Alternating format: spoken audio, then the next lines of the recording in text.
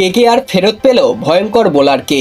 সামনেই আইপিএলের নতুন মরশুম, তার আগে স্বস্তিতে নাইট শিবির। চলুন বিস্তারিত বিষয় জেনে নেওয়া যাক।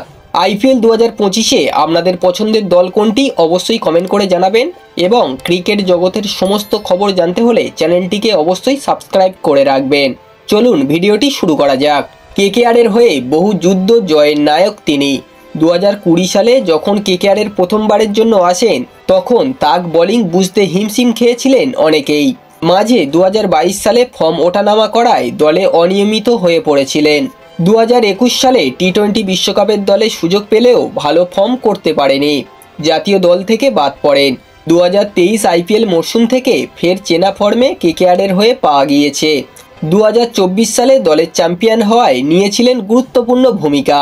এতক্ষণে আপনারা বুঝেই গিয়েছেন কার কথা বলা হচ্ছে, কেকেআরের মিষ্টি স্পিনার বরুণ চক্রবর্তী। 2023 ও 24 আইপিএলে ভালো ফর্ম করার সুবাদে 2024 সালে ফের জাতীয় টি-20 দলে ডাক পান তিনি। তারপর আর পিছনে ফিরে তাকাতে হয়নি বরুণকে। ভারতীয় দলে ফেরার পর থেকেই একের পর এক ম্যাচ উইনিং পারফরমেন্স করছেন বরুণ চক্রবর্তী। ইংল্যান্ডের বিরুদ্ধে প্রথম টি-20 ম্যাচেও দুরন্ত পারফর্ম করেছেন কেকেআরের মিষ্টি স্পিনার। 4 ওভারে 23 রান দিয়ে 3 উইকেট নিয়ে ম্যাচের সেরা হয়েছেন বরুণ।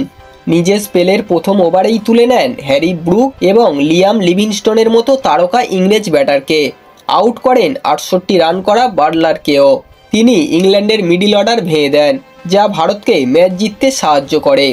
সামনেই আইপিএলের মরশুম, তার আগে সেই পুরনো ভয়ঙ্কর ফর্মের মিষ্টি স্পিনারকে ফেরত পাওয়ায় অনেকটাই স্বস্তিতে কেকেআর শিবির। এবারও যে আইপিএলে ভেলকি দেখাবেন বরুণ চক্রবর্তী, সেই কথা বলাই যায়। বন্ধুরা, এই ছিল আজকের ভিডিওটি। বরুণ চক্রবর্তীর বোলিং আপনাদের কেমন লাগে অবশ্যই কমেন্ট করে জানাবেন। ভিডিওটি ভালো লাগলে একটা লাইক করে দেবেন, এবং এই ধরনের ক্রিকেট নিউজ সবার আগে পাওয়ার জন্য চ্যানেলটিকে অবশ্যই সাবস্ক্রাইব করে দেবেন।